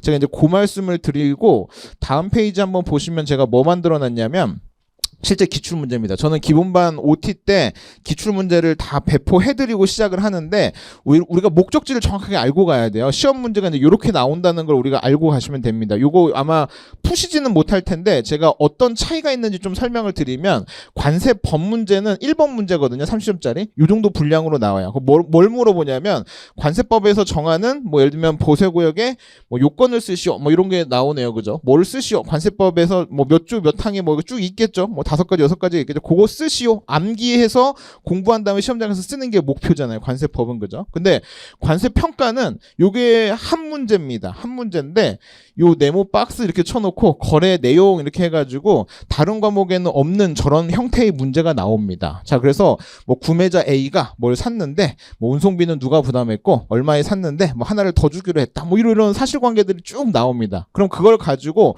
문제에서 물어보는 건 뭐냐면 이 상황에서 이 쟁점 금액이 과세가 되냐 안 되냐 그걸 물어보는 겁니다. 정답이 만약에 되는 거면 된다, 왜 된다 쓰는 거고 과세 가격이 얼마냐고 물어봅니다. 뭐 1,000만 원이다. 그러면 왜 1,000만 원인지 정확하게 쓰는 거. 1,000만 원이 답인데 1,100만 원 쓰면 틀리는 거잖아요. 그죠? 그런 거 판단하도록 하는 문제입니다. 맘대로 판단하는 건 당연히 아니겠죠. 관세법, WTO 관세평가협정 같은 기본 그 베이스가 있거든요. 그럼 저랑 1년 동안 계속 그걸 공부하실 거예요. 암기할 거 암기하시고 논리적인 거 자꾸 논리적인 연습. 그러니까 이 논리라는 거 이 관세평가만의 논리가 있겠죠. 그 관세평가만의 논리를 계속해서 공부하고 연습하시는 거. 그거를 1년 동안 쭉 합니다. 그러면 시험장에서 이런 문제가 나왔을 때 우리 평소 했었던 대로 1방법을 쓸 수 있는지 없는지부터 시작해서 1방법을 쓴다면 실제적 금액이 얼마겠다, 가산요소가 얼마겠다 이런 거 이제 법령에 맞춰서 이제 판단을 하는 거고 이게 일단은 제가 여기다 표에 해놓은 것처럼 시험장 갔을 때 받는 문제지 수가 달라요. 다른 과목은 뭐 한 2-3장 정도 되네요. 그죠? 근데 관세평가는 5장이 이렇게 빼곡히 나오거든요. 그러니까 일단 문제 읽고 이해하고 하는데 시간이 굉장히 많이 걸리겠죠. 그래서 답안 작성 방법이나 이런 사고 방법이나 공부하는 방법이 다른 과목보다 좀 다른 점이 있다. 이런 점을 좀 생각을 해주시면 좋고 제가 이제 2가지를 여러분들 오늘 캐치를 하셔야 되는데 다른 과목이랑 차이가 좀 있구나. 요거 하나 캐치하시는 거 하나랑 그럼 이제 관세 평가라는 그런 특성이 있는데 그 특성이 바뀌냐 안 바뀌냐 그리고 어떤 트렌드가 어떠냐 요거를 꼭 체크하시는 게 굉장히 중요합니다. 그래서 저는 사실은 이제 강의를 뭐 아까 보시다시피 근 10년 가까이 하다 보니까 제가 뭐 여러분들한테 이론을 가르쳐 드리기 위해서 공부하는 일은 별로 없겠죠. 많이 강의를 하고 알고 있으니까. 근데 제가 정말 시간을 많이 쓰는 건 뭐냐면 기출문제 나오잖아요. 그럼 저는 기출문제 나오면 굉장히 많이 분석을 합니다. 그리고 뭐 거의 한 글자씩 쪼개서 기출문제를 분석을 해요. 그럼 왜 이 사람이 이런 글자를 썼을까부터 분석을 하는데 제가 이제 이런 말씀을 드리는 게 여러분들이 공부를 굉장히 열심히 하실 텐데 강사님들한테 잘 배우고 지도를 받아야 되는 건 뭐냐면 시험 트렌드가 어떤가 그다음에 이 과목은 어떻게 공부하는 건가 이런 걸 좀 같이 보셔야 되는데 다른 과목에 비해서 관세평가는 이 트렌드가 상당히 많이 바뀝니다. 제가 이 표 하나 그려놓은 게 뭐냐면 2018년도부터 2020년도까지 문제를 이제 분석을 해둔 건데 제가 이제 다 1점 단위로 다 분석을 해둔 겁니다. 그래서 봤더니 옛날에는 보세요. 18, 19, 20년도에 보면 암기형 문제랑 사례형 문제의 비중이 어땠어요? 사례형 문제의 비중이 압도적으로 높았습니다. 그래서 제가 한 3, 4년쯤만 전에 강의할 때만 하더라도 사례형 문제에 대해서 굉장히 많이 설명을 드리고 제가 사례형 문제 강의를 잘하는 걸로 유명했었어요. 근데 그리고 암기는 별로 필요 없어. 뭐 이런 식의 강의를 굉장히 많이 했었는데 최근에는 저는 별로 지조가 별로 없거든요. 싹 바뀌었습니다. 요즘에는 사례도 중요한데 이 법령 암기 같은 거 되게 중요해요. 협정의 기본 이론 같은 거 공부하는 거 되게 중요하다고 강조를 하거든요. 왜 그러냐면요. 제 마음이 바뀐 게 아니라 기출문제 트렌드가 바뀌었어요. 보시다시피 2021년도 이후에 암기형 문제 비중이 상당히 높아졌습니다. 물론 올해 이제 기출 어떻게 되는지 보고 여러분들 24년도에 어떻게 준비하는지 제가 또 가이드 해드리겠지만 사실은 21년도부터 굉장히 유형이 바뀌었다. 그래서 이제 암기형 비중도 늘렸다. 그래서 저의 강의 스타일도 거기에 맞춰서 되게 싹 바뀌었습니다. 그래서 3년 전에 제 강의 들었던 분이 다시 들으면 저 사람 이상하다고 생각할 정도로 싹 바꿨습니다. 시험 트렌드가 바뀌었기 때문에 그래요. 그래서 그런 거 반영해서 제가 강의를 해드릴 거고 안 바뀌는 트렌드도 있습니다. 아까 제가 시험 문제 길다고 말씀드렸잖아요. 관세평가. 그거는 2015년도 빼고 16년도부터 지금까지 계속 길게 나왔어요. 그러면 뭐 거기서 나오는 사례에 대한 이해하는 거, 그다음에 법령에 대해 그 답안지 서술하는 거 이런 것들도 이거 맞춰서 쓰시면 됩니다. 그럼 뭐 기출 문제를 또 분석을 해보면 뭐 세부적인 문항이 표시가 됐기 때문에 뭐 답안 쓰기는 조금 더 수월해졌다. 그래서 뭐 어쨌든 제가 드리고 싶은 말은 저는 이제 이쪽에서 계속 강의를 했고 이걸 잘 알고 있으니까 여러분들이 좀 믿고 열심히만 열심히 하시면 제가 이 트렌드에 맞게 가장 효율적으로 공부해서 합격할 수 있게끔 저도 굉장히 많이 고민하고 있다. 그리고 할 것이다. 이런 말씀을 좀 드립니다.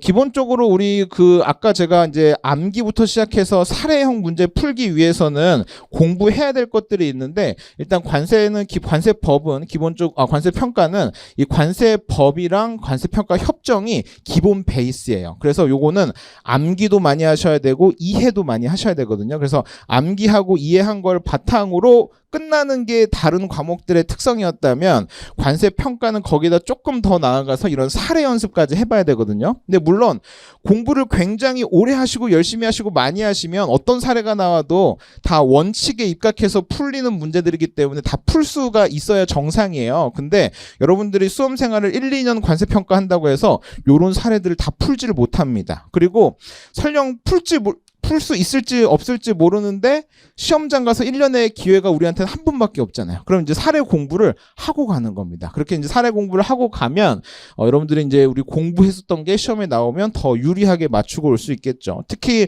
여러분들이 지금 오신 학원이 우리나라에서 제일 큰 학원이잖아요. 그래서 수험생들이 보통 우리 학원에서 나온 모의고사에 나오는 문제를 공부를 한 사람과 안 한 사람으로 갈리는 겁니다. 그래서 우리 학원 모의고사에 나온 문제 잘 공부하시면 되는 거고 대신에 우리 학원에서 안 나왔던 게 출제가 안 되면 대부분 모르는 상태에서 그냥 보는 겁니다. 그냥 똑같이 보는 거니까 그런 게 또 여러분들이 또 큰 학원 선택하신 장점이지 않을까 싶습니다. 그리고 뭐 최근에 좀 출제 경향이 되고 있는 이전 가격 세제에 대한 것들도 기초반 때는 좀 설명을 드렸는데 오늘은 좀 이렇게 우리 공부하고 그래서 기본반 때는 요쪽을 위주로 굉장히 많이 공부해요. 그래서 제가 작년부터 이제 출판한 3단 법령집이라는 거 있거든요. 그거 아마 2차 시험장에서 제일 많이 보이는 책으로 유명한데, 아무튼 그 책 가지고 계속 암기할 겁니다. 근데 그거는 이때 얇은 책인데 끝까지 계속 가요. 끝까지 계속 가서 계속 암기하면서 공부하시는 거고, 시험장까지 아마 여러분들 들고 가시게 될 것 같고, 그렇게 공부하는 게 이제 기본반에서 하는 거고, 그 뒤에도 뭐 심화반이랑 뭐 이후 더 커리큘럼들이 있잖아요. 그때는 당연히 이제 이런 거 공부 많이 했으니까 이런 쪽으로 자연스럽게 넘어가는 겁니다. 그래서 좀 관세 평가는 그래서 그 후속 강의를 신청하는 비율이 다른 것보다 굉장히 높다고 해요. 왜냐하면 그 출제 경향 자체가 여기까지 물어보기 때문에. 그래서 아마 이렇게 같이 연결되는 공부하신다고 생각하시면 될 것 같습니다. 그래서 일단 기본반은 제가 이제 요 교재 자체도 보면 이제 법령집, 협정집. 그래서 제가 아까 여기 어디 갔어? 법령집이랑 협정집 위주로 강의를 하니까 그 위에 이제 우리가 기본이 된다고 했었던 법령집과 협정집 위주로 저희가 공부를 할 거고요. 그 다음에 그 다음 반부터는 좀 사례가 들어가 있는 책 가지고 공부를 하게 되겠습니다.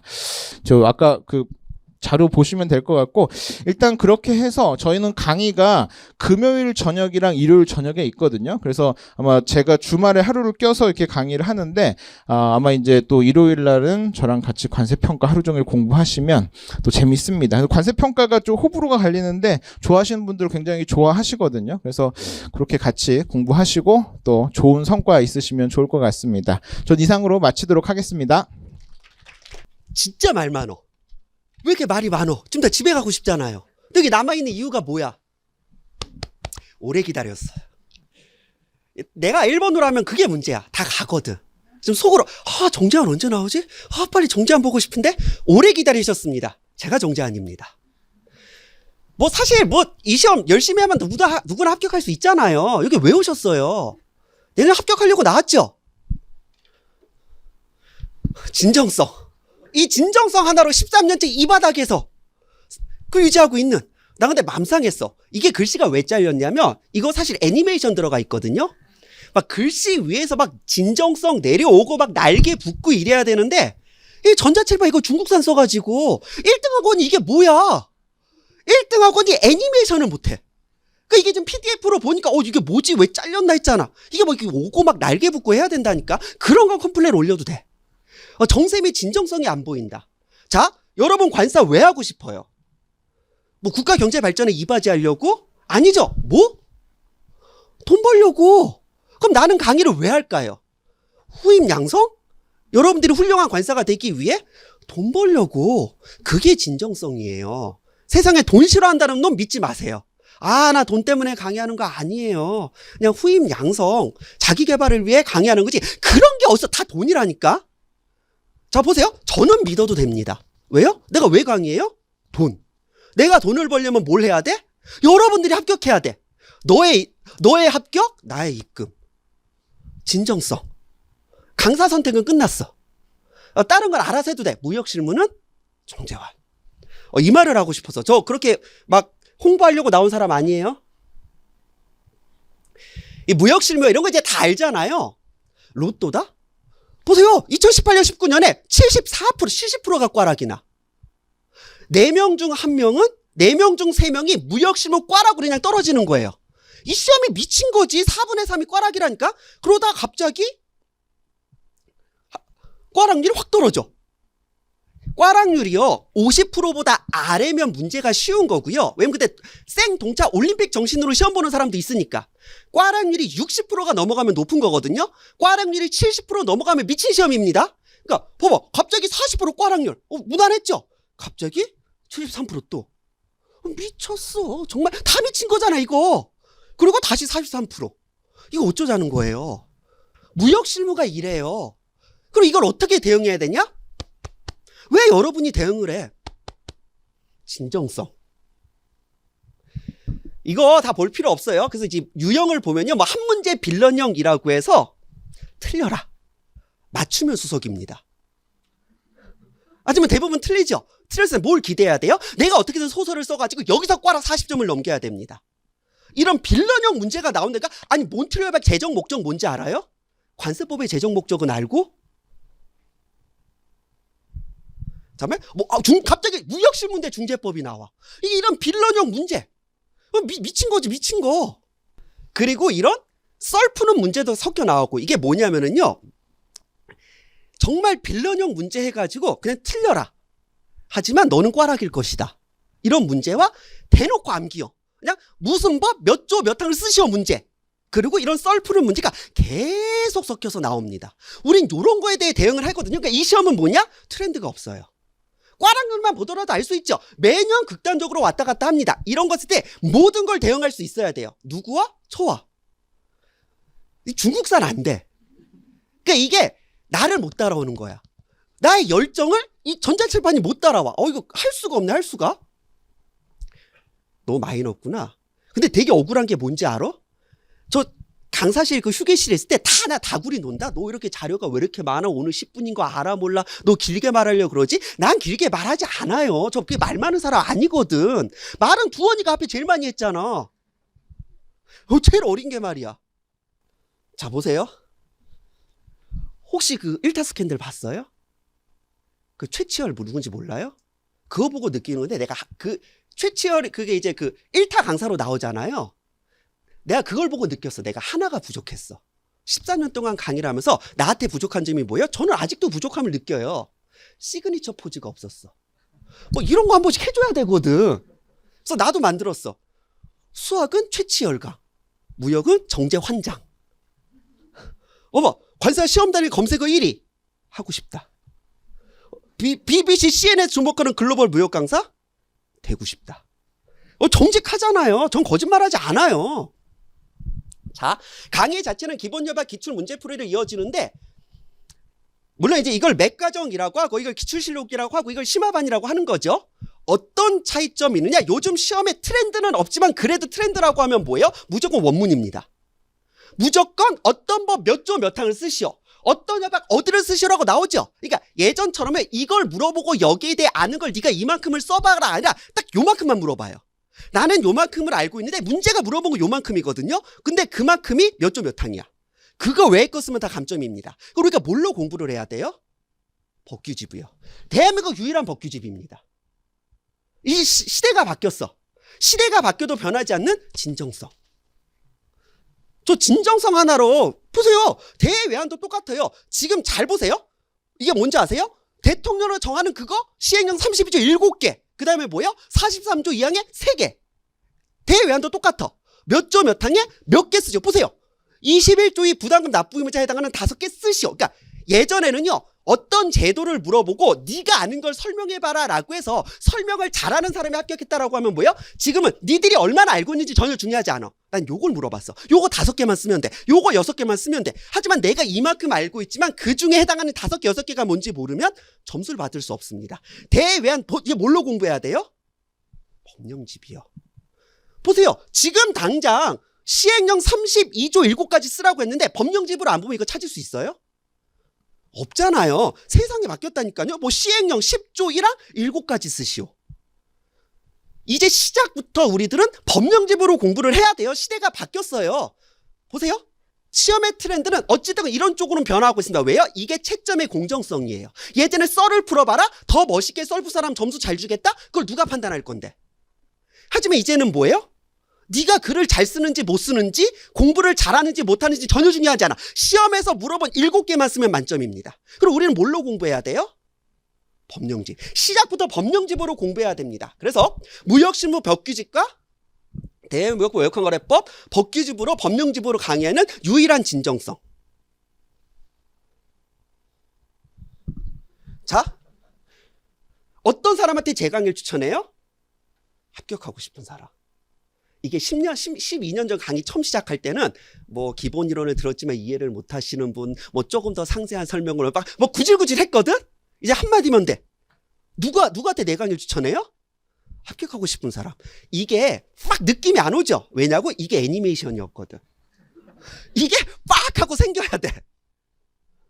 뭐, 써있잖아. 합격할 너를 위해, 입금될 나를 위해.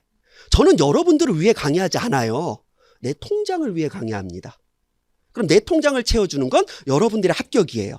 제가 여러분들을 합격시켜야 되는 이유는 명확합니다. 여러분들이 훌륭한 관사가 되게 하기 위해 아니죠. 입금 받기 위해. 맞잖아요. 여러분들 그러려고 관세하는 거잖아요. 자, 우리 연진 있어요? 연진아 보고 있니? 올해는 관세가 돼야 돼? 이게 진정성 느껴지지 않아요? 저요, 어차피 여러분들 이거 시작하셨으면요, 1년은 거의 2차를 잡고 있어야 되잖아요. 제가 여러분들한테 바라는 건 딱 하나예요. 내년 이날에는 요 자리에 없었으면 좋겠고요. 내년 6월에는 합격자 모임에 왔으면 좋겠고요. 그리고 여러분들이 공부하는 그 시간, 물론 암기하고 이런 건 힘들 수밖에 없죠. 하지만 수업을 듣는 그 과정 자체는 즐거웠으면 좋겠어요. 그게 제가 바라는 겁니다. 어차피 집에 가서 암기해야 되고 뭐하는 힘든 과정은 있지만 학원 와서 수업 듣는 그 시간까지 괴로우면 안 되잖아요. 제가 하나는 확실히 약속드릴 수 있습니다. 수업 시간은 힘들지 않아요. 저는 여러분들이 앉아서 와, 저게 저거구나라고, 아, 저게 내가 합격하면 내가 할 일이구나 라고 느낄 수 있으면 좋겠어요. 이론은 이론이고 실무는 실무이지만 뭐예요? 여기서 배우는 모든 것들이 여러분의 밥줄이 되거든요. 제가 바라는 건 딱 그겁니다. 공부가 즐거워졌으면 좋겠어요. 이 강의를 듣는 이 시간만이라도 여러분들이 지겨워, 저거 언제 끝나지? 이것도 집에 가서 왜 해야 되나? 그런 생각을 안 했으면 좋겠어요. 왜요? 저는 돈을 받은 만큼 제 할 일은 하거든요. 이게 필이 안 오죠. 원래 막 사것이 막 이렇게 뜨면서 애니메이션이 나와야 되거든. 이 중국산 전자칠판 마음에 안 들어. 애니메이션 없어서 감이 잘 안 오겠지만 제가 하나는 약속드립니다. 합격을 시켜드릴게요. 그게 여러분이 원하는 거잖아요. 자, 그래서 내년 6월에는 정확히 이제 합격자 발표는 10월이겠죠. 여기 계신 모든 분들이 내년 10월에는 합격자 모임에서 저를 볼 수 있도록, 지금은 강사와 수험생의 관계이지만 내년 10월에는 업계 동료로서 만날 수 있기를, 그게 제가 바라는 유일한 하나입니다. 오늘 긴 시간 고생 많으셨고 저는 여러분들을 또 뵙기를 바라면서 여기서 마무리하겠습니다. 수고하셨습니다.